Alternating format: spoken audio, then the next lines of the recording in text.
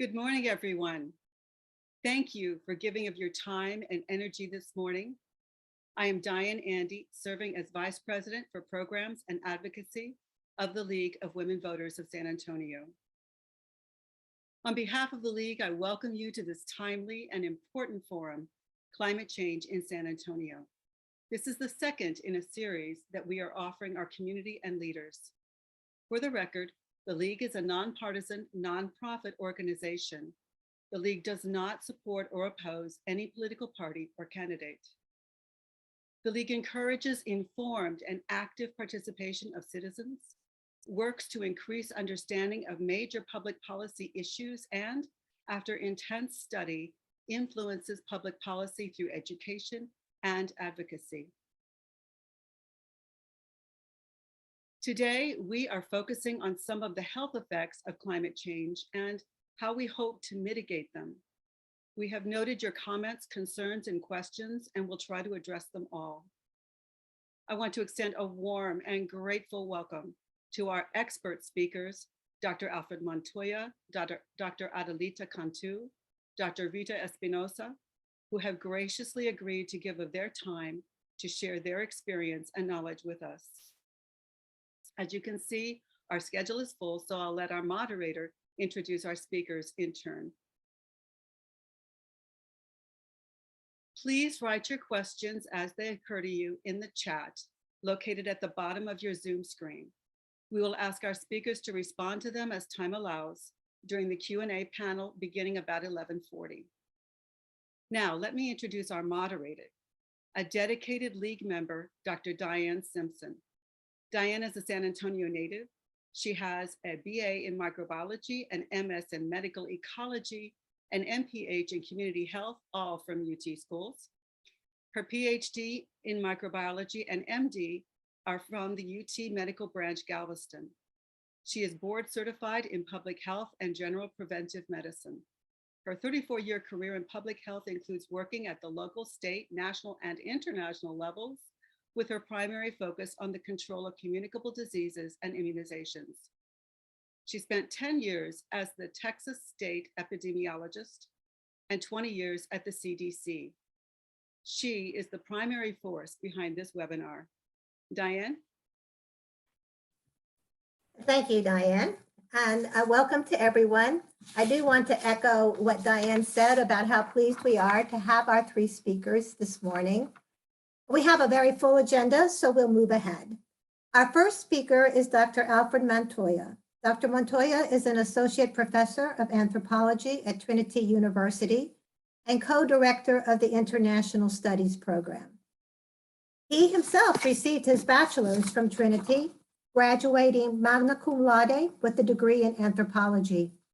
He went on to receive a master's and then his doctorate in anthropology from the University of California at Berkeley.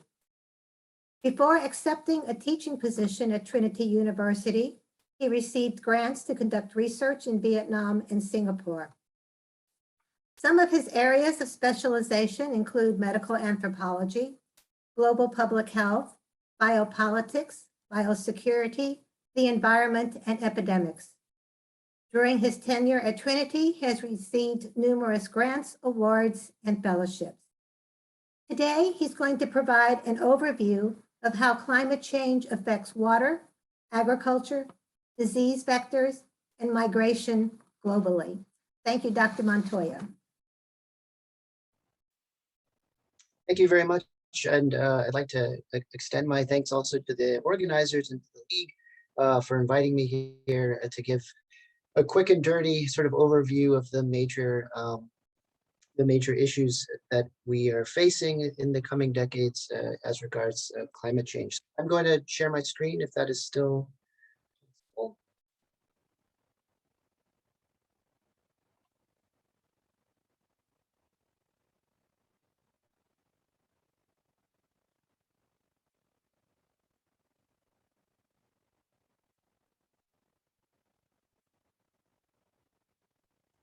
That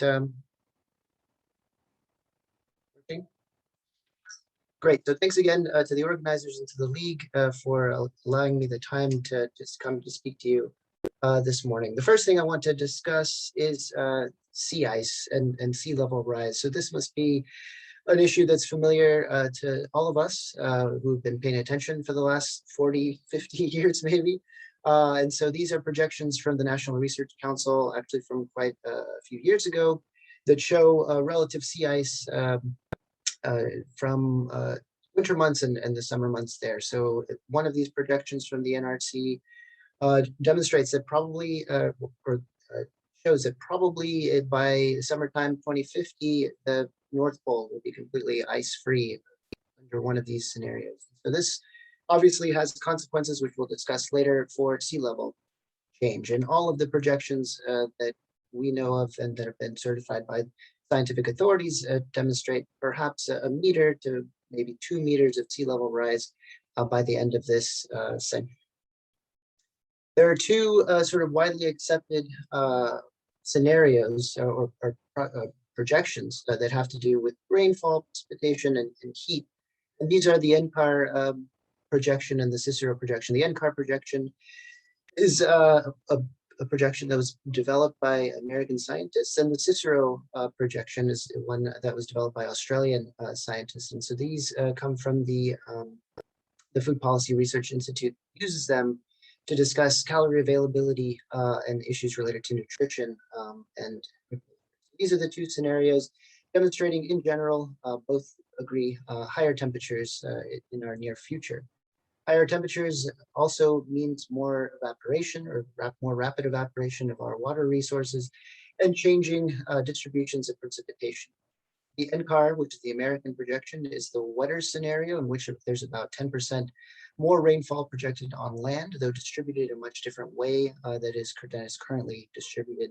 And the CICERO, the Australian projection, is the drier, only about 2% more precipitation falling on land by.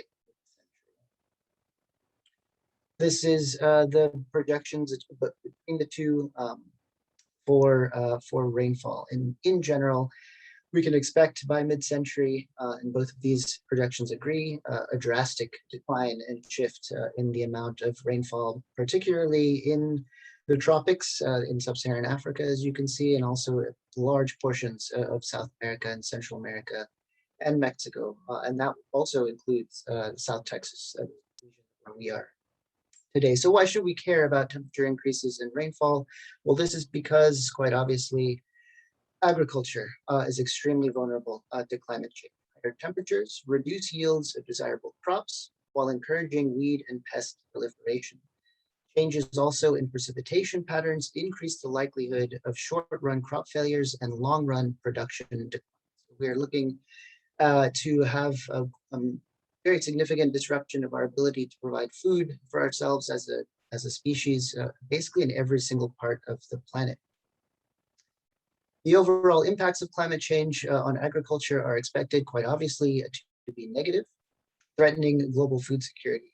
Populations in the developing world, in particular, are already vulnerable and food insecure, and this population, the developing world, are likely to be the most seriously affected by these changes that we are already witnessing. Basically, today, about half of the economically active population of the planet, so about 3.5 billion people, rely directly in agriculture for their livelihood. Right? And so as that no longer becomes a feasible means of producing, taking care of oneself and one's household, this is going to lead to a lot of social and other form political. In developing countries, yield declines are projected to occur, predominate for most crops without chemical fertilization, especially irrigated wheat and rice. In addition, precipitation changes throughout the globe and higher temperatures will increase the water requirements for existing crops. That means as it gets warmer and as it rains less, it's going to take more water from underground to support our current caloric availability. In a world without climate change, say some magic wand is waved and there's no climate change, food prices will inevitably increase anyway, given increases in population, income growth, and biofuels demands. Even in a world where climate change does not exist, food prices will increase. Without climate change, the price of rice, for instance, increases by 62% according to these models. Maize increases by 63%. Soybeans, very, very important foodstuff for human beings, but also for livestock, increases in price by 72%, and wheat by 39% by mid-century. Climate change does exist, in fact, and so these prices will have an additional higher price tag placed upon these particular foodstuffs by mid-century. Higher feed prices will also mean higher prices for meats and for poultry and so on. So this will have quite an effect on people's consumption patterns across the globe. Calorie availability in 2050 by mid-century will not only be lower than in a no climate change scenario, it will actually be lower and decline relative to what calories were available in the year 2000. This is should be quite troubling and anxiety-provoking for all of us, that this will have set us back by mid-century to the levels that we were enjoying at the turn of this century. The average consumer in developing countries will have about a 10% decline in their caloric intake relative to what was available in the year. And there's almost no difference, and this is also something that should provoke some very serious attention. There's almost no difference between the two climate scenarios in this regard. Both of those scenarios, the American scenario and the Australian scenario, agree that this is going to be a serious problem, and the magnitude of that problem, they also agree. We should worry about this, quite obviously, because there is a tremendous ripple effect that is involved with agriculture and changes in agriculture and caloric intake, which is that nutrition is the basis for all other health interventions.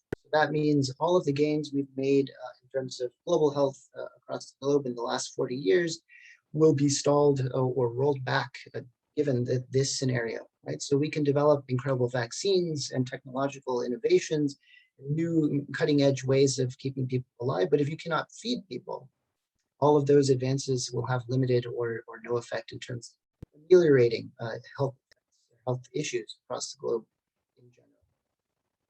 This is first sort of major issue that I wanted to discuss.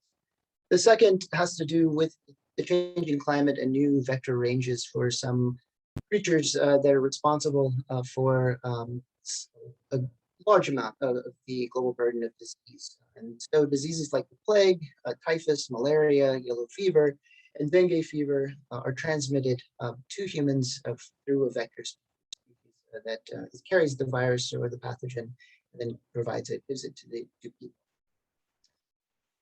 Currently, these vectors sort of are circulating in different parts of the world, but as the climate changes, the climate envelope for these particular creatures ends. So most vector-borne diseases exhibit currently a distinct seasonal pattern, which clearly suggests that they are weather sensitive. And in many cases, both the infectious agent, the protozoa, the bacteria, the virus, and the vector species, the mosquito, the tick, sandfly, etc. In all cases, these are very, very small creatures that lack thermostatic mechanisms, meaning that they rely on their natural environment, their environment to get their blood pumping, basically. And so their temperatures and their fluid levels are determined directly by the local climate. So this means that there is a very limited range currently for both the infectious agent and the vector species. And that as the climate changes, that limited range becomes greater. So I've included here two maps, two projections that indicate the expanded range for malaria on the left, and on the right, the expanded range that's projected dengue fever. So both of those we should worry about. This also affects the settlement of populations that had previously not had to deal with in this case, malaria. So one of the major cases has to do with settlements around Mount Kenya in East Africa, where traditionally settlements had been at an altitude around the mountain above the malarial zone. This has to do with the biology of the Plasmodium parasite and the Anopheles mosquito that carries that parasite. The Plasmodium parasite cannot reproduce itself when the temperature is lower than 18 degrees Celsius. So many settlements, not just in this part of Africa, but across the world, were at altitudes where the temperature was never that warm. On average, the settlements around Mount Kenya are in a situation at an altitude that has about 17 degrees Celsius average temperature.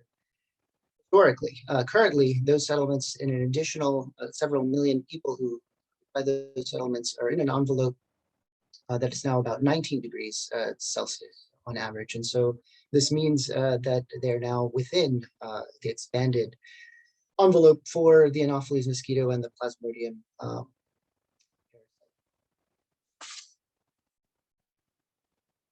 Third, we also will face tremendous challenges as regards the availability of fresh water. In particular, the Hindu Kush glaciers, which feed some of the world's major rivers, particularly those serving South Asia and mainland Southeast Asia, are in massive retreat. So here are some images from the Hindu Kush glacier systems that have, over the past century, more or less vanished.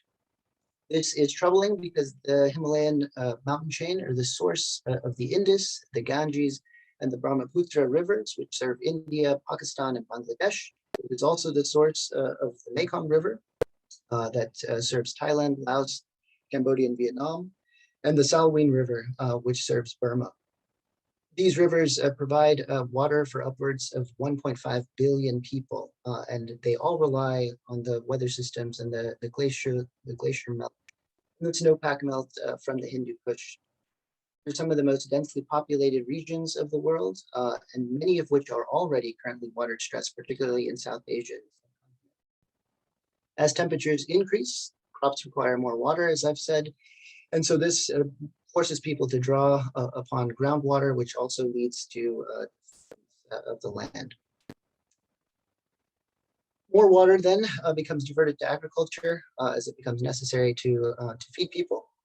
Because of the higher temperatures, additional water is required, and this demand places increasing stress on the rapidly diminishing available fresh water. And this is only one of the sort of major places in the world where this is the case. Also very much the case in the Sahel region of sub-Saharan Africa, where they're experiencing now an extended drought, and in other places in the world where the availability of fresh water has been linked also to conflict, to armed conflict and general social and political stress in different places around the world.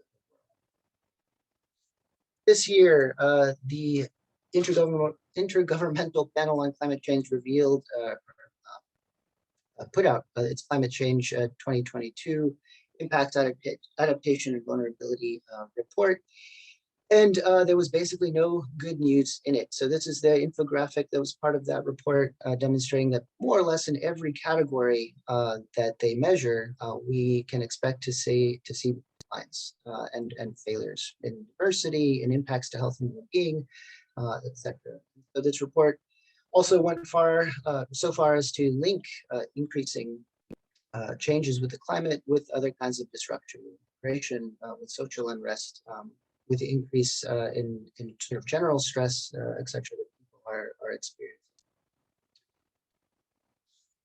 All of these elements will combine by mid-century, and of course this is also happening currently, to produce a massive shift in where populations are able or willing to live. And so in particular, the rising sea levels by mid-century will flood densely populated coastal regions. Most people around the world, a huge proportion of people are settled in coastal regions in mega cities, particularly in Asia, South Asia, etc. And so as the sea level rises, obviously these people will not be able to live near this coastal or in these coastal settlements anymore, and will move away from those regions. Lack of fresh water, increasing drought and desertification, along with the shifts in where arable land is available, will make certain regions uninhabitable and drive persons to the places where resources are still available. Environmental pressures like increasing disasters, hurricanes and cyclones, etc., will also prompt outbreaks of waterborne disease, for instance. And so there's a kind of feedback loop between those changes in the environment and also existing public health, global health issues. Competition and conflict over increasingly scarce resources is projected to occur as people move from places that are no longer inhabited to places, or no longer habitable, to places that have water, etc., arable land, and so on. And so these factors will all contribute, according to these projections, to very significant economic and labor disruptions over the course of the next century. All of these issues will drive, as I've suggested, migration, probably on the scale that we have not experienced in sort of the historical modern period. In addition, migration exacerbates all current vulnerabilities, so vulnerabilities in health, political vulnerabilities, and so on, inequalities in terms of people's access to resources, because as you move from the place that you have grown up and where your care and so on, you are now sort of forced onto your own resources and a new environment, possibly a very hostile new. Where I work in mainland Southeast Asia, this is one of the issues that I'm looking at precisely, which is the difficulty now for farmers in the Mekong Delta to make a living, basically. So hydroelectric dams that have been placed on the mainstream of the Mekong River have slowed the flow of that river to the Mekong Delta in the southern portion of Vietnam. And now saltwater intrusion is making parts of the Delta that was probably formerly one of the most fertile places on the planet into sort of a terrible sort of wasteland where not too much is able to grow. So this is actually from a New York Times article from 2019 that showed the old projections for a meter sea level rise mid-century, and the new projections much more aggressive image of the Mekong Delta, which according to this new projection will be almost completely inundated with a meter and a half sea level rise at high tide. And so unfortunately, many millions of people in the region and globally, because of the global confluence of markets, depend on the produce and aquaculture that comes from the Mekong Delta. And that will be quite threatened if these projections and these climate scenarios. It's important also to remember that this has been going on for quite a while, that none of these changes are a mystery or a tremendous surprise. So basically, for about 50 years, natural scientists and social scientists have been sounding the alarm about these changes and trying to warn people that this is a very, very serious thing that must be confronted with tremendous will and quite soon. The responses in general, in my opinion, as a medical anthropologist, must include notions of equity. And by that, I mean that any kind of response in policy or in practice must prioritize the most vulnerable, those who are vulnerable economically or socially or politically. And number two, in terms of climate equity, must prioritize those who are contributing the least to this problem. That means the vast majority of the world. So the top 15 countries on the planet today produce 72% of all emissions. So that means a very, very small number of the global population is contributing as an outwardly large contribution to this issue. All but 22 countries emit at less than 1% of the total of carbon and so on, greenhouse gases every year. And all but 72 countries emit at less than 0.1% of the total. So prioritizing those people who contribute the least, and we're also, unfortunately, some of the most vulnerable people, should be at the basis of any kind of policy or change that we make to address these issues, stave off the worst policy making, service delivery, and distribution of resources must account, of course, for differing histories, challenges, needs of particular groups of people or countries and states, particularly for those persons or those populations that have been structurally or systematically disadvantaged. And so with an equity sort of framework in mind, we can proceed in a way that we prioritize some notion of justice, of protecting those that are most vulnerable and prioritizing those people who contribute the least. Thank you. And we can use the rest of the time for questions or whatever. Okay, thank you. Thank you very much. You were right at 20 minutes, so there's, Oh, great. yes. But I just say thank you. It was a very sobering look at what is going on globally. And I think the urgency that we now have with climate change. We're going to move on now to Dr. Adelita Cantu. She is a public health nurse and a professor at UT Health Science Center, San Antonio School of Nursing. She is also a local graduate, receiving her degree in nursing from Incarnate Word University and her doctorate from the University of Texas Health Science Center here in San Antonio. Her priority and her impact are focused on environmental health at international, national, and local levels. Through the Air Quality Youth Leadership Academy, which she initiated, she has recruited, educated, and mentored minority youth on community projects.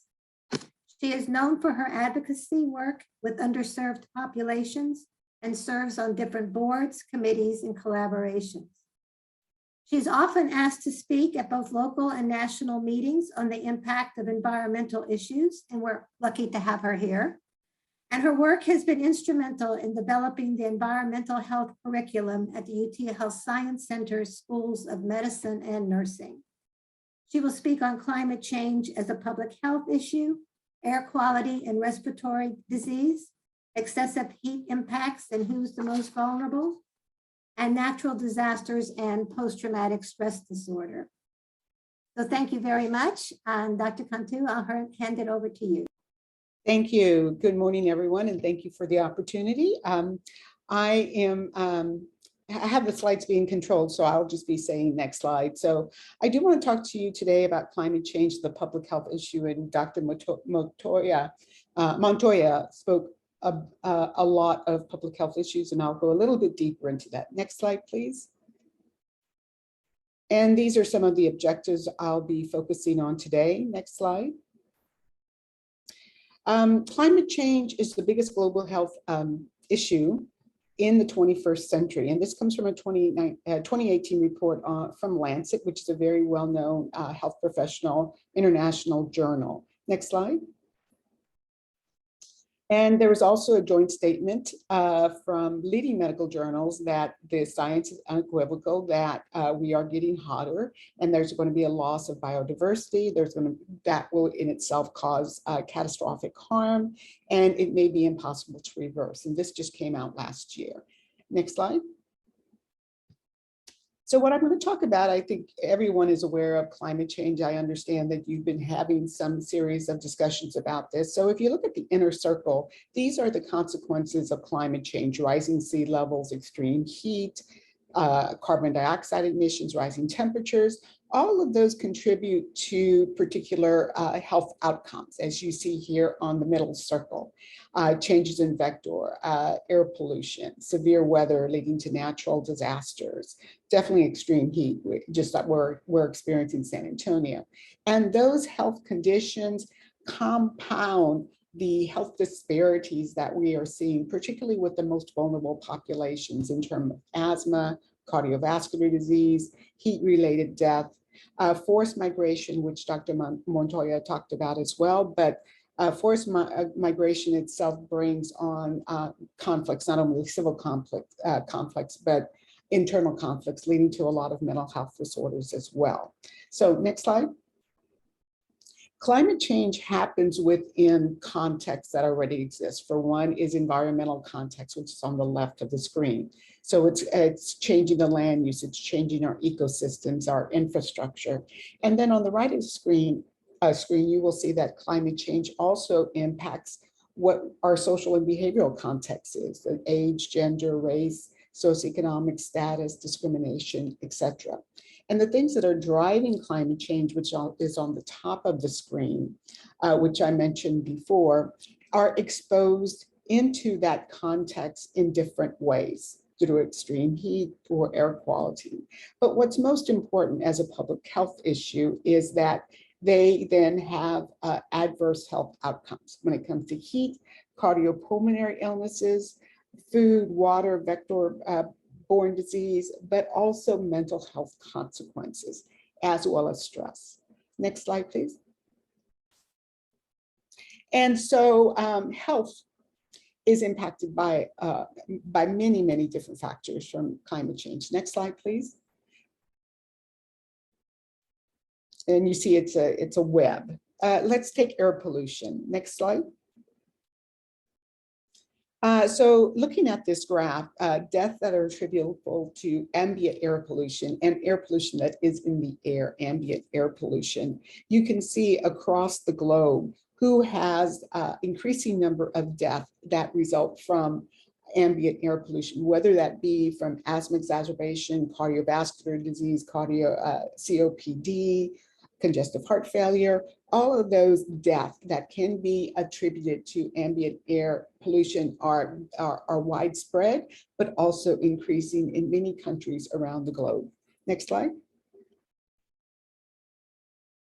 And then, of course, as Dr. Montoya was talking about, with our most vulnerable populations, we know that our most vulnerable communities that contribute least to climate change issues are the populations that are most impacted. So just in looking at asthma as a condition that is exacerbated through air pollution, we know that Black children in the United States are suffering from asthma twice the average that white children are, and their death rates from asthma are 10 times higher.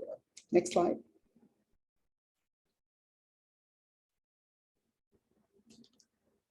Air pollution has been shown to affect also mental health and cognitive ability, particularly in children. And one of the reasons this occurs is because in air pollution, the ambient air pollution, it contains a lot of different contaminants, whether it be mercury, whether it be nitrous oxide, whether it be carbon dioxide, particularly when the brain and the neural system is developing. Those contaminants can have a negative exposure to the growth of that cognitive ability, the way our brain functions, the way our nerves function. So you're seeing some association between more mental health and cognitive ability, particularly in children at that window of time when the brain and the neural system is growing the most. Next slide. Pollution, this is a really interesting one. Pollution, or the association of pollution with pregnant women. In pregnant women have been associated with high blood pressure in children. I'm not sure that I understand the link there, but there are some science that show of the association with pregnancy and high blood pressure in infants and children. Next slide.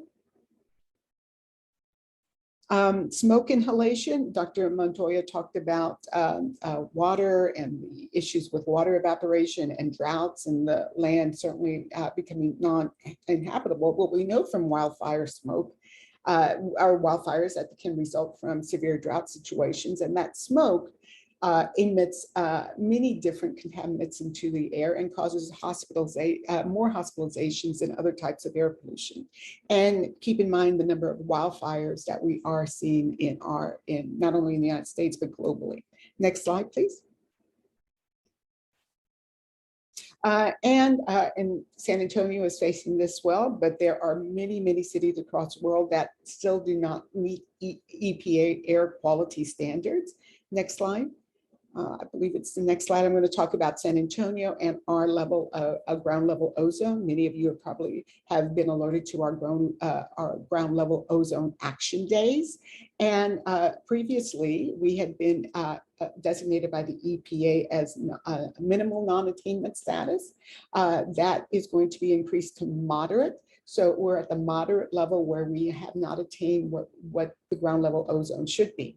So if we've got those ground level ozone days, it's going to have a negative effect on the health, particularly of the most vulnerable populations, those being at the extreme ages, the young people, as well as the elderly, as well as people with existing chronic diseases. So the issue of ground level ozone is contributed to by the sunlight and the heat mixing with a lot of the toxic soup that comes from our vehicle traffic, transportation traffic, and all that then is that toxic soup stays at the bottom of the ground level ozone, and that we breathe in. So we are facing that as well in terms of being outside of the EPA standard. Next slide.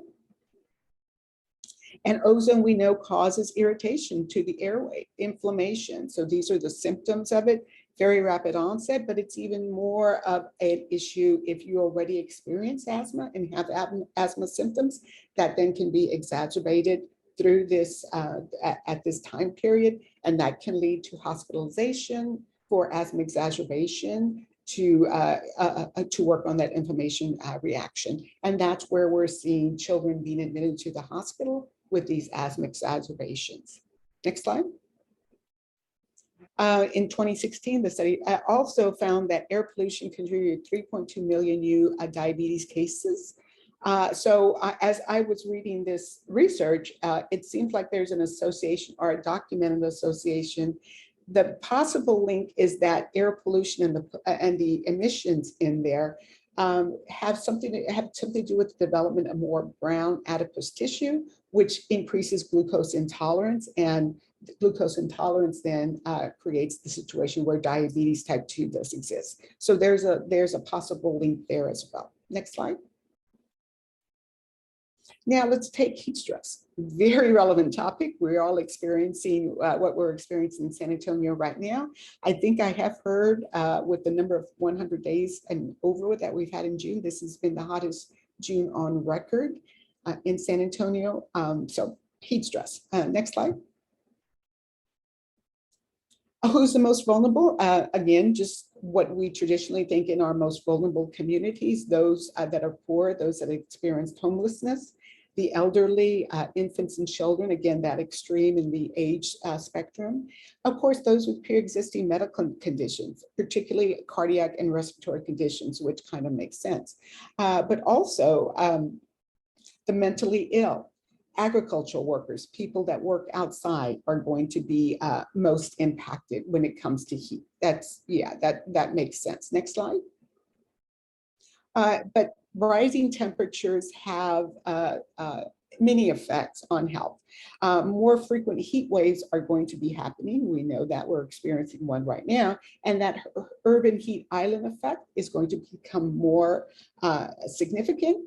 And this, you may have had a talk on urban heat islands before, but places in the urban areas where you've got a lot of concrete, you've got a lot of that does not absorb the sun, it's reflected back into us. So think about somebody who's standing at the bus stop waiting for their bus to come, where there's no shade, there's a lot of concrete.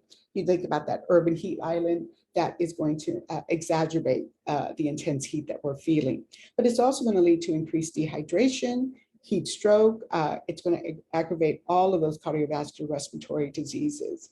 Daily temperatures, humidity are currently life-threatening for 30% of the globe, projected to increase to 48 to 47%. I've seen some science behind the fact that there will be some, we will at some point, we will as humans will no longer be able to adapt to the heat that we'll be experiencing. Next slide. Also, there is documentation that an ongoing heat wave in Bahia triggered an outbreak of encephalitis, killing about 120 children. This is probably related, I would think, to some of those disease issues or infectious disease issues, and how the mosquitoes and vector-borne diseases are moving because of the increased heat. Next slide. In this slide here, heat and hospitalizations. I think in 2021, about this time last year, we heard about the heat wave that was happening in the upper Northwest, Seattle, Portland, Oregon, where they never see that heat. Look at the rate of hospitalizations, and you can see that tremendous spike during the heat wave. Next slide, please. And then, of course, agricultural workers, 35 times more likely to die from heat-related illness than the general population. And if you think about agricultural workers and socioeconomics or community in which they live, again, a very vulnerable population. Next slide. Non-citizens, I think that's important for us since as we are close to the border, we do need to think about non-citizen immigrants dying 3 times at a faster rate, 3 times the risk of dying from heat-related illnesses. Next slide. So heat stroke, what it means is there's a loss of internal temperature control. Now that's increased in vulnerable populations, those working outside, those taking some blood pressure medications and psychiatric medications. So again, that falls within that vulnerable population. So when we talked about before, people that experiencing mental illness definitely can be more vulnerable to the intense heat that's happening. 1995 Chicago heat wave, 739 deaths in 5 days because of the issue of heat stroke. And of course, dehydration can lead to kidney failure as well, where kidney failure can contribute to premature death and death rates. Next slide, please. Cardiovascular and respiratory effects. We talked about that as well. It's exacerbated when you think about heat waves, congestive heart failure, cardiac dysrhythmias, because remember, the heart is a muscle. The muscles are a combination of contracting when you have the right sodium, when you have the right potassium, the right electrolytes. So if you're experiencing intense heat, you're sweating profusely or you're dehydrated, that's going to disrupt the electrolyte balance and then could cause some dysrhythmias of the cardiac system. It also increases smog, reduces air quality, and those contribute to pre-existing conditions. Next slide, please. And just here to show you not the links, but the logical way that heat stroke does happen. You first have the sunburn, the heat cramps, the heat exhaustion, and going up to heat stroke. And again, sometimes this can happen when a person may not know that this is happening. So it's always important to stay hydrated, to stay out of, if you can, to stay out, stay away from being outdoors between the hours of 10, 11 to 6 p.m. when the heat is most intense. But again, it is a very, very serious issue, heat-related illnesses. Next slide.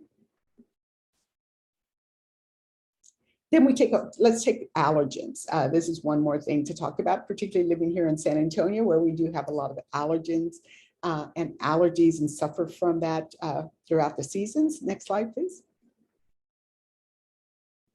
Allergies will become much worse by 2040. And the reason they would, and go ahead and do it the next slide, it'll show you that. Should come into the right, yeah. So if you think about from 2000 to 2040, the grains of pollen per cubic meter will become much more robust in their ability to carry pollen. So therefore, more people will be not only exposed, but for longer periods of time, as well as more intensely. So that's just showing you the allergens are going to get worse. Next slide. Respiratory allergies from climate, the increased temp, increase in CO2, and then increased rain. Not only are going to have an effect on the environment where it's going to increase mold growth, plant growth, pollen growth. You're going to have allergens that you already have. It's going to increase it. It's going to make them more intense. And so you're going to have worse symptoms as probably a lot longer where those symptoms would be present. Next slide. This is just another graphic to show you, again, that ragweed season will be increased. Fuel emissions will add to that, increase pollen by more, 4 million missed or low productivity days a year due to allergens. That's what's projected. Next slide.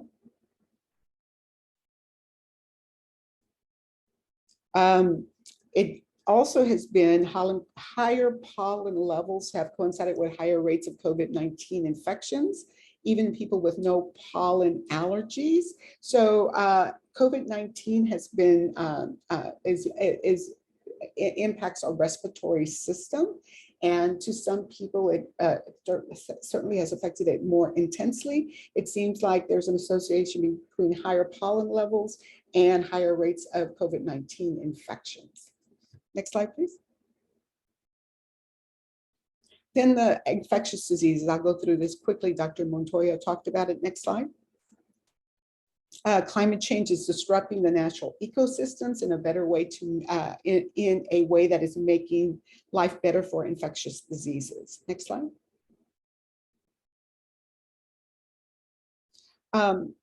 Climate change is happening. We're moving, humans are moving into more of those natural ecosystems where we had not existed before, those wild places that you see. 5 new infectious diseases are emerging on average each year due to some of that. Next slide. And 75% of all new emerging infectious diseases are zoonotic, which means that they are transmitted from animals to humans. Next slide. And tropical diseases on the move. Dr. Montoya talked about that. That's a graphic again to show you how quickly this is moving, where it's getting warmer. Next slide. Disease case from mosquitoes. Again, you can see here on the map of our nation where they're moving to, and the increase in mosquitoes and possibly vector-borne diseases because of that. Next slide. Again, the creating causes of increased vector-borne diseases, the rising temperatures, increasing rainfall, and then of course human migration. Migration to an area where people on both sides don't have immunity to any new diseases, you're going to see more infectious diseases. Next slide. Zika virus, I think a couple of years ago, that was something that we were hearing a lot in the news. And we know that most vulnerable were childbearing women. And one of the reasons is because the children that were born seem to have be associated with microcephaly. Next slide. And this is just a graphic. You can go all the way down in getting the slides because there's all the way to the bottom. So what happens with mosquitoes is, this is a graphic to show what happens with mosquitoes. Their range expands, more locations become mosquito friendly. There are more days when mosquitoes are active and able to reproduce. And then the mosquitoes' reproduction rate increases, so more generations are born each year. And mosquitoes' metabolism accelerates, causing them to bite more off of us. And the virus then incubates more quickly inside the mosquito, increasing the time available for transmission. So all related. Next slide, please. And then let me talk about the mental health impacts. The mental health impacts are vast. Right here, I'm focusing on a couple of them. Post-traumatic stress syndrome, because we're seeing more and more natural disasters happening, hurricanes, fires, flooding, etc. And it's causing people not only experiencing that stress at the time, but many of them are having to migrate to communities they don't know, migrate to communities where it's totally new to them, increasing that risk factor of post-traumatic stress. Hurricane Katrina reported post-traumatic stress up to 2 years after that. Hurricane Katrina was also an example of the climate migrants. And there are many migrants that have continued living in the cities in which they migrated to after Hurricane Katrina. But the post-traumatic stress syndrome that you can develop because of the anxiety, the stress of not only experiencing the natural disaster, but then having to recover after that. So you see an increase in anxiety, an increase in depression. And again, the most at-risk populations are those ones that we've been talking about throughout this. But we're going to add to this first responders, people experiencing homelessness, communities that rely on the natural environment. Dr. Montoya talked about that, with farmers no longer able to sustain themselves and their families. So those communities are having to move, but also will be experiencing mental health impacts as well. Next slide. Many people will experience adverse mental health outcomes and social impacts from the threat of climate change, perceived direct experience of climate change, and changes to one local environment. So in terms of media and popular culture representations of climate change influence the stress responses, mental health, and well-being. So again, you just see that loop that continues to contribute to mental health, negative mental health outcomes. Next slide. And this is just talking about the drought, and Dr. Montoya talked about that. Next slide. Drove 1.5 million people into Syria's already crowded cities. Next slide, please. And contributing to some of the conflict that we have seen in Syria, or we've heard about in the civil conflict, the civil war. Next slide. So migration is climate migration is an issue that we haven't given a lot of emphasis to, but we need to start doing that. Next slide. And just to talk about, again, environments becoming uninhabitable. Next slide. And closer to home, these US counties are most vulnerable to disease. Next slide, please. And look how many of them are in Texas. The CDC in 10 US counties rated most vulnerable to disasters by the CDC. That's again, fire, tornadoes, flooding, all of those things. And of course, these communities, on average, 81% of them are persons of color. Next slide. And this is an example in New Orleans in 2019 with the flooding, particularly not only New Orleans, but all over the country. Flooding in the United States disproportionately impacts Black neighborhoods. And I believe that's it. Next slide. Yes, thank you. If I'm okay on time, or wait for questions for later. Actually, you're a little bit over time. Okay. So we are going to go ahead and stop there. But I think you addressed many of the questions people had presented and some of what we may talk about in the panel. But we do want to be sure we have enough time for Dr. Espinosa, who is our next speaker. And she's going to talk more about what we're doing to address climate change. So Dr. Rita Espinosa has served as the Chief of Epidemiology for the San Antonio Metropolitan Health District since April of 2015. She has over 20 years of experience in infectious disease epidemiology at the state, regional, and local levels in Texas. She has led numerous disease investigations and was instrumental in the state's response to the pandemic. If you remember that one, flu, H1N1, and now the city's response to COVID-19. In addition, she has responded to statewide and local public health events, such as hurricanes, tropical storms, and disease outbreaks. Dr. Espinosa obtained her master's degree of public health and epidemiology from Tulane University and her doctoral degree in public health leadership from the University of Illinois at Chicago. So thank you, Dr. Espinosa. Well, thank you for having me today. I really appreciate it and wanted to thank the group for having this important discussion. So I think it's something that is on everybody's mind. I just got back from a national conference, and climate and public health was a big topic that was spoken to. I don't know, Diane, if we have enough time to do a quick poll, or do you want me to just run through the slides? I was going to just ask the question about how many individuals think that, oh, go ahead. I'd say go ahead and ask the poll. We Okay. do a Q&A session after, so this is Sure. always interesting. Okay, so I just wanted to know how many individuals out there think that the city has a plan to address climate change. And a second question would be how many people have actually visited the plan would be another question.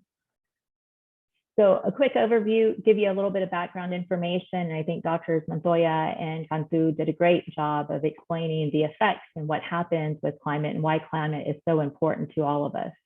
The city does have a climate action and adaptability plan, which is called SA Climate Ready.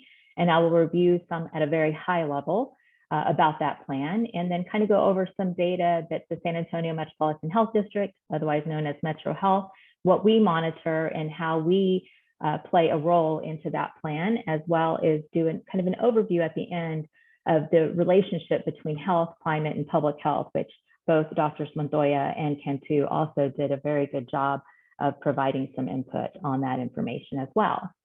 So a little bit of background information about the greenhouse gases. You know, these are the gases that get trapped in our environment and our atmosphere and cannot be released, and have caused a lot of effects into our atmosphere and into our environment. And so in 2019, San Antonio did do an inventory of greenhouse gases and found that over 17.3 million metric tons of carbon dioxide equivalent emissions are emitted. And this amount of carbon dioxide would fill the Alamo Dome 32,000 times. Now that's a little bit unfathomable for me to even picture or imagine how much that is. If you all know the Alamo Dome, it is quite a big facility here in the city. So that's a little bit of alarming. So that's kind of the reason why the city has put forth a plan so that we could hopefully address these issues. And the University of Texas at San Antonio has projected that by 2040, although some may say as of today, we have had less rainfall. We will have 24 more days over 100 degrees, although I think we may have already met that this June. And we'd also see an increase in maximum summer temperatures where 100 degrees would actually be the norm and not a rare event, which again, I think we're already experiencing that here locally. So when we look at the major sources of greenhouse gas emissions, this was a little bit surprising to me. And then I guess I would ask, what do you think is the major source of greenhouse gas emissions here in the city? The picture to the far left is transportation. The picture next to it is the industrial processes. Next is the solid waste. And then lastly is building energy. And when I was reviewing the information that we have in this inventory, I was surprised to find out that the two major emitters are transportation, which is about 40%, and solid waste, not solid waste, energy. Our building energy is another 44%. Industrial processes only make up about 8% of those emissions, and solid waste about 7%, which was surprising to me to find that information. So you'll see in the plan that a lot of the initiatives that are put forth are to really address the transportation and the building energy issues. And the city also has a plan that actually outlines what we as a city department should be doing to also mitigate these issues as well. And then we'll talk a little bit more about some of these initiatives. So the SA Climate Ready, or the Climate Action and Adaptability Plan, also known as the CAP, outlines many different initiatives and actions that we as a city can take, businesses, corporations, but also us as individuals. So I think that's the other thing to always note is that I know a lot of individuals always say, well, how can we make systematic change and how can we make change at higher levels? But we also have to remember that change starts with us. Change can be done at the individual level. It also can be done by our actions and by things that we request so that we can lead up to that systematic change. And in the plan, it talks about mitigation initiatives, which are actions to reduce or prevent emissions from the greenhouse gases.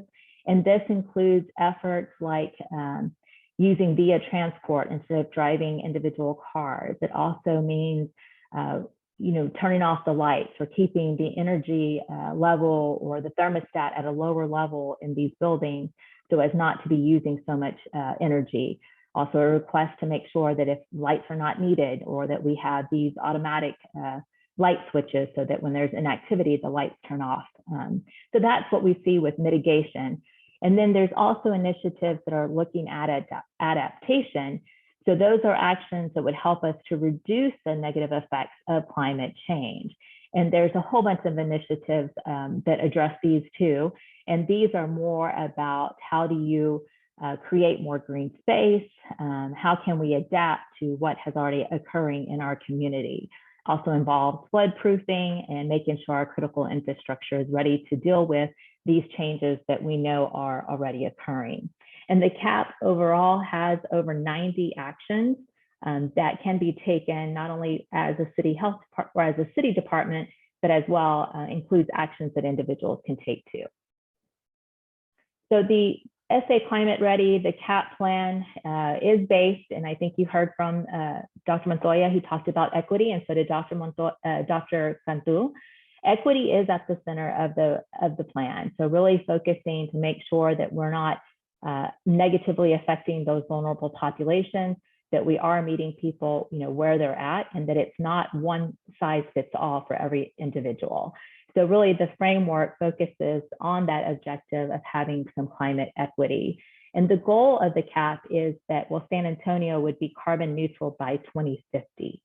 And then down there is the QR code that would take you to the CAP that is online. You can also see dashboards that tells you about the initiatives and where we are at as a city with those initiatives currently. So the climate change mitigation initiatives, there are 6 various initiatives, and under each initiative, there are many actions that are outlined. And then again, on the website, when you go to them, like if you were to click on increase carbon energy free, it would show you the various actions underneath there, and then show you the status of where we're at with them in the city. So some of these, are increasing carbon-free energy. It's also reducing building energy consumption, reducing the transportation energy consumption. So that's looking out at alternative fuels, as well as looking at alternative transport versus, driving into work on a daily basis, either carpooling, using the bus system, and other ways.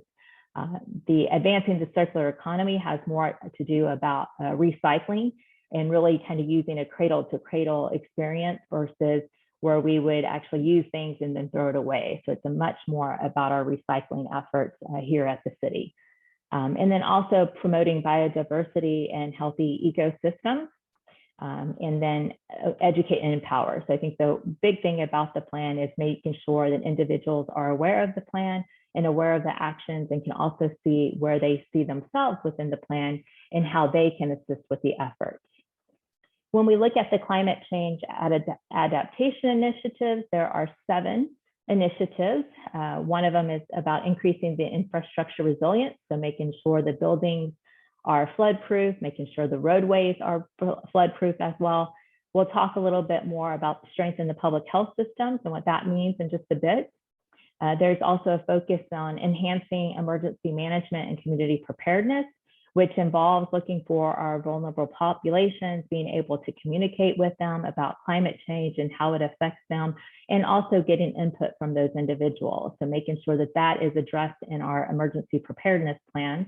And this is, of course, something that's done not just with the Office of Emergency Management, but also with fire, with police, and public health. We also want to promote, restore, and protect green infrastructure and ecosystems, which means, how do we support local, I just forgot the word, but how do we not only just the green space, but also having community gardens and looking at that, which also plays into protecting local food security. So there's a lot about training on agriculture, looking at alternative options. How do we promote local food source as well, which we know, we have all seen a burden in the grocery stores, and a lot of food not on the shelves, a lot of less produce when you go in. But how can we now focus our efforts to help find local farmers, have local communities being able to support themselves is another effort that is being worked on. Of course, increasing resilience, awareness, and outreach. So making sure that individuals are aware and educating those individuals. And lastly is ensuring equity in the adaptation. So we don't want any displacement of individuals, but we want to assist individuals where they are at. So now let's talk a little bit more about the strengthening of the public health systems. And if you look in the CAP, it talks about the importance of individuals having quality healthcare and access to that, and how that impacts health, which we have heard from both Drs. Montoya and Cantu about the correlation there, about how climate affects health and also healthcare. And we all know, and as we saw, and Dr. Cantu brought up COVID-19, is that a healthy population is much more resistant to adverse issues, whether that is from climate conditions or other diseases. I think with the COVID-19 impact that we saw in our community, it illuminated many conditions and issues that we knew were here, but did provide an opportunity to highlight those underlying more comorbidity conditions, highlighting individuals who suffer more consequences from those conditions, and has given us an opportunity to start addressing those. So us at the health department, that is something that we are very much in tuned about and that we are trying to address. So one of the things that we have done is we have created a section to address access to healthcare and access to care. So we have initiatives going on in that situation. We also have developed some more programs to look at air quality and some other efforts as well. Now, the 5 strategies that are part of the CAP, and this does not mean that these are the only things that the Public Health Department is doing, but these are the ones that are in the actual plan. One is to monitor and track public health, which is something we do on a daily basis. So there's diseases that Drs. Montoya and Kanzu talked about, the infectious diseases, the vector-borne, the waterborne diseases.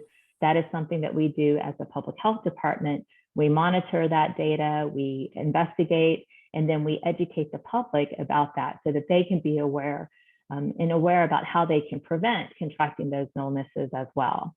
Another one is we are going to incorporate climate change more into our heat response plan. So that is something that is undergoing a review at this time.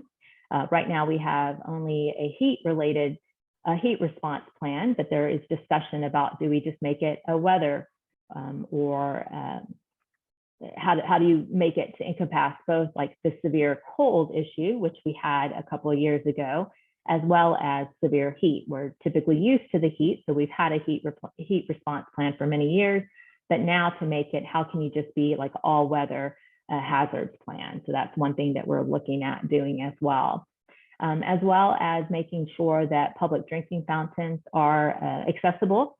We know that the heat has getting out there, but we don't want to minimize people doing outdoor activities because we understand the importance of that, not only on the mental health, but on the physical health of individuals. So there is looking at whether there are enough public water fountains and whether they need to be placed in areas, especially in areas identified by the Centers for Disease Control and Prevention that have a high social vulnerability index, which are typically our areas that have less access to resources. Another strategy that we are doing at the Public Health Department is, and also relates to access to care, is having mobile health clinics and expanding these clinics. We have traditionally had a mobile STD or sexually transmitted disease clinic that goes out to the community to make sure that is being offered to individuals. And we've also had immunization clinics now, and especially with COVID-19, we have been able to identify areas that don't have access necessarily to get those vaccinations in a timely manner. And we've gone out to provide those vaccinations in those areas, usually in the evenings and on the weekends. And we've actually coordinated a lot with Dr. Kantu and her team on those efforts as well. And then lastly is to try to incorporate more of the climate resilience into our public health practices. So we have individuals on our team at the Public Health Department who are part of these research groups and networks as well to see how we can bring more initiatives to our city and put that into local public health practice as well. Now, one of the things that we have done traditionally at the health department is we do monitor heat-related illnesses, and we put out a report each week. The QR code there would lead you to that heat report. It is typically done from March till about October, and that we look at each week. We get the information from our emergency medical services. So how many runs do they do, and are they about heat-related illnesses, which Dr. Kansu talked about these just a bit ago. So looking at how many individuals had to be called, the emergency services had to be called due to dehydration or heat cramps, heat exhaustion, heat strokes, and then heat-related deaths. Now you can see that what we typically see, and this trend has remained pretty consistent over the years, is that typically we see more heat exhaustion with a few heat strokes. Now, heat-related deaths, you can see that it says NA. That means it's not available, and you might be wondering why that is. Getting a death coded as heat-related is very difficult. You know, we have had conversations with the Bexar County Medical Examiner, and she says that's a very difficult thing to classify a death as heat-related, because typically they get classified due to what was the actual cause of death for that individual. So that is just one of the reasons why it says NA, but we are working with them to try to get that information. In our report, we also have a tabulation of the heat-related illnesses by date, along with the heat index to see whether there's any correlation. And no surprise, typically the hotter the days, the more events that you will see on those. And this data is not just to be out there, but it's also out there to play into our heat response plan and to know when we need to activate by putting out cooling centers and other information. Now, at the beginning of the summer, we do put out advisories to warn the public about, some hot days are coming ahead. Make sure you're staying inside during these hours. Make sure you're keeping hydrated. What are the signs and symptoms of these heat illnesses so that they can take precautions and hopefully prevent having these issues occur. We also look at the data by age group to see who's most infected. And it's no surprise that we see most of those individuals affected, the 25 years of age and older. A lot of it could be individuals who are outside working in the heat and then not aware about how hot it is getting in the daytime and not taking those necessary precautions. We also look at the data by gender, and typically we see more issues amongst male over female, with about 64% of heat-related illnesses since March being seen in men. Now, this is our heat plan, which is also on the website, and we are in the process of updating this information. But as the level gets lower, then that means higher temperatures and more actions for us to take as a city. So right now, I think we've been in level 2, where we are doing the cooling locations, and we do have those available. There is a list on our San Antonio Office of Emergency Management website that lists out where those locations are at and how to access them and the hours that they're operating. We have tried to use a lot of the libraries so that way that they're nearby. There's also free via transportation to those sites. And I'm just sharing this information because when we really look at how many people are utilizing them, it's not that many, which is concerning. It is a way for individuals to take a break from their homes, take a break to where hopefully they're not having to have their AC running so often. And in that way, just a place to stay cool and inside. And then just a little bit more about public health and overall, who we are as a health department is that we're really about preventing, detecting, and managing situations. And so that's one of our responsibilities, is to really understand and educate the public on the various issues. And though all of these different programs aren't necessarily listed in the CAP, we do very many activities, to kind of prepare our community, educate our community.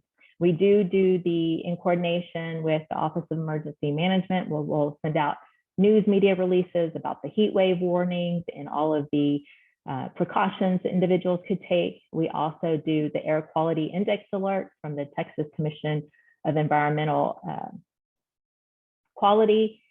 We send those out whenever there's an ozone action days, and then what individuals should do or not do during specific hours, especially those individuals who have a lot of consequences and respiratory illnesses, asthma, making sure they're staying indoors during certain hours. Our laboratory does do water safety testing as well. And then we do have a mosquito control program that will go out and monitor areas. They actually trap mosquitoes so that we do send those in for testing so we can monitor what diseases are being carried by those mosquitoes. The county also has a mosquito control program. And so they also trap mosquitoes as well and submit those for testing too. So there is a lot of collaboration with the county on a lot of these efforts. We will send out storm warnings if something is coming. And of course, we're always tracking information, monitoring information, and trying to get that information back out to the public so that they know what is going on as well. Now, this is the last slide that kind of shows how climate affects your health, but also kind of the correlation between how climate affects your health and our 10 essential public health services. And then, of course, you can see as well as in the CAP that equity is at the center and is really the basis for the framework of both, right? And so really in public health, we're really about assessing it, trying to develop policies or guidelines to kind of help alleviate the issue. and then doing some quality checks to see how it is affecting our community and what is going on. But the graphic on the left comes from the American Public Health Association and summarizes how climate affects our health overall. And then us in public health is to help mitigate as much as we can and also to help educate about these various impacts.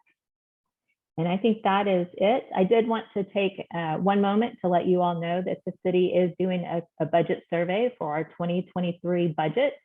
If you go to that QR code there, it will take you to the actual survey. And the city does want to hear from you and get input. I think that is a big initiative that the city is doing to try to get input, even with the CAP.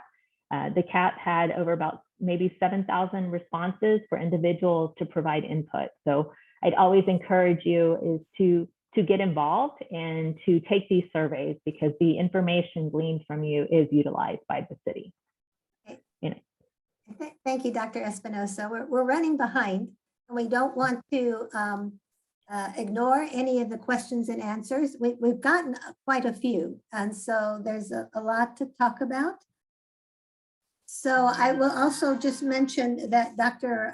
Cantu has to attend an immunization clinic, but she's still available by the phone. And I'm sorry, Diane, Andy, did you want to say something? No, okay. So I'll go ahead and talk about some of the questions that came in advance, and you have addressed them. Talks about, and you presented as I said, the sobering data on the urgency of the situation.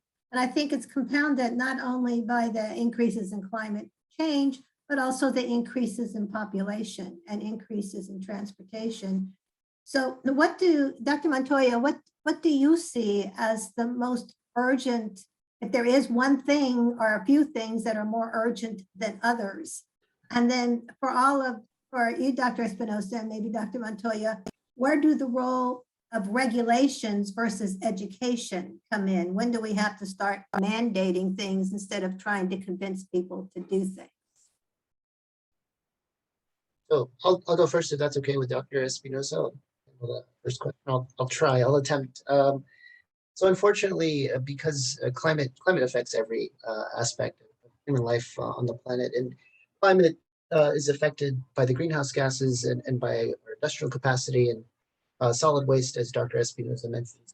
So it's really, really difficult to sort of isolate a single kind of issue, because the issues are sort of implicated with each other. I would say in terms of South Texas, San Antonio, I'm San Antonio, that is my hometown. Perhaps water and heat might be the two where I would focus my energy. Water availability, access to sufficient water, I think is going to become something that we're a major challenge that we'll face here. And then, as I mentioned in my presentation, calorie availability, making sure that people have enough access to nutritious food, way, in a timely way, and that people can afford to have that access. Challenge in the middle part of our century. I think currently one of the pressing concerns that is climate related has to do with utilities and housing, particularly in San Antonio, and some policy or regulation around those, managing the costs of keeping the lights on, for instance, or keeping SAWS bills under control for regular residents. And in policies or regulations that disincentivize waste, right, both of energy and water, and also incentivize conservation, are probably in order in terms of securing those kind of basic amenities that people rely on for their health and well-being here in San Antonio. So I would say water and utilities and calorie availability, particularly here in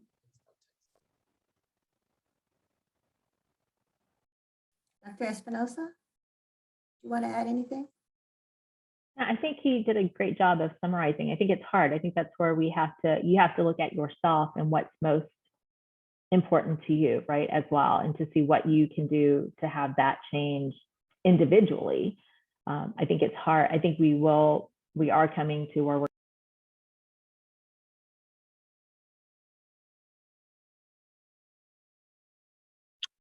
Dr. Espinoza, yeah, I just realized I'm muted. I thought I had hit it. No, I think Dr. Montoya hit most of the items. I think that, individuals have to look at what they're capable of doing as well. So what is within their realm? We get a lot of issuance out there for the water restrictions and, making sure people are adhering to that. I know everybody likes a lush green yard, but right now is probably not the time. Mine looks pretty sad. Although I wish it was nice and green, but sacrifices, right? So I think every individual has to look at what can they do and how can they contribute to the greater good. Do I think regulations will be coming? Yes. Unfortunately, if everybody would do what we know is right, then we wouldn't have regulations. But we know that a lot of times regulations are necessary. Okay, thank you. Dr. Cantu, can you hear us? I can. Can you hear me? Yes, good. Yes. Good. Because we had quite a few questions about some of the issues that you presented on the health effects of climate change, including the anxiety and youth experiencing anxiety, thinking about their future. Right. 50 years from now, we may not be around, but they definitely will. Also, the fact of allergens causing illnesses, increasing with climate change, causing illnesses, affecting cognitive abilities, all of those various issues that you brought up that we don't normally associate. We think heat stroke, maybe post-traumatic stress disorder with hurricanes, drownings, but not some of these day-to-day things. So the question was, is our healthcare system, let's say locally, anticipating this? And what are we doing to educate our healthcare providers about it? And how is it affecting our healthcare providers now? That is an excellent question about the infrastructure of our healthcare system. Is it equipped at this point to handle some of the things that we know are coming in the future, such as mental health issues? And when it comes to mental health, I think not only Texas, but many other states across the country have cut budget and cut agencies and centers when it comes to mental health, particularly mental health. So I think we do need to think about increasing the funding for community centers for some of the mental health issues that we know we'll see with this. Secondly, yesterday I was doing a talk with high school students relative to climate change and public health impacts. And they are very stressed. They are very anxious about what this means for their future and for their children's future. So that anxiety is real. With our healthcare providers, I think many organizations, American Medical Association, the American Nurses Association, I belong to the Alliance of Nurses for Healthy Environments, are pushing to include curriculum about climate change and health impacts into the curriculum of health science centers. In my population health course, I have a module on climate change as a public health issues. We're just starting an elective for our medical students on climate change issues and these issues around air and particularly water that Dr. Montoya was talking about. So there is an awareness that it needs to be included in the curriculum, and we are becoming much more adept at addressing that need. And I think we'll have healthcare providers in the future who are knowledgeable about the impacts and then how to help people promote their health in the face of a changing climate. There was a very, very specific question to do with the disease vectors and whether or not we are trapping and testing the mosquitoes and other vectors here in San Antonio. I know the state has done this in the past, but are we doing it locally as well? We do Dr. Espinoza, yes. Yeah. Yes. Sorry. We do mosquito trapping on a regular basis, and the county does as well, and we submit those for testing. The only thing that we haven't seen an increase right now I think the county may have in the past, they found West Nile virus, which is not unusual for us to find. Ticks, I don't believe we're doing any testing locally. The military does do some testing typically on the sites, and I'll have to check with them to see if they found anything, but I know that they were doing some of those the soft brown ticks and doing some testing. And for Dr. Montoya and Dr. Cantu, is there research being done here locally to look at some of the issues that can't be addressed through disease reporting? For example, the increases in suicide or behavioral issues in emergency rooms during heat waves and some of those types of studies? If I may, if it's okay with Dr. Cantu, I'm not myself aware that kind of research is going on. And maybe Dr. Cantu can correct my my ignorance on that point. But I think this is a very sort of new area where people are now coming to a more full definition, I think, of what health is. I mean, WHO, for instance, for 70 years has indicated that health is more than just the absence of disease. It is also this kind of complex of spiritual and physical and mental well-being. And so I assume that we would, it would behoove us to secure health by also looking at these factors that are not traditionally understood to be related to climate or related to physical health.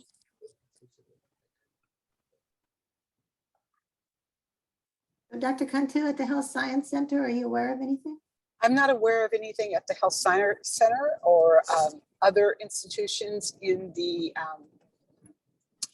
area other than UTSA. I believe UTSA has been a recipient of some grants for this.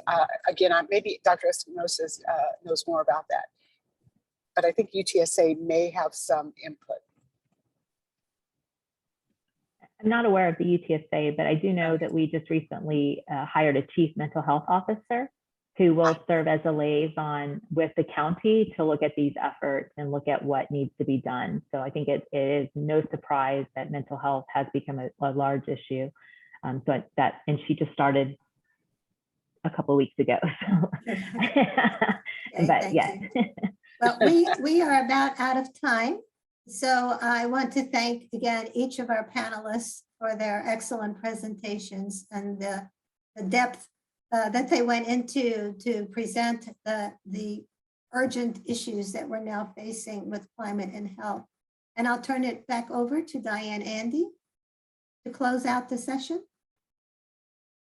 Thank you so much, panelists.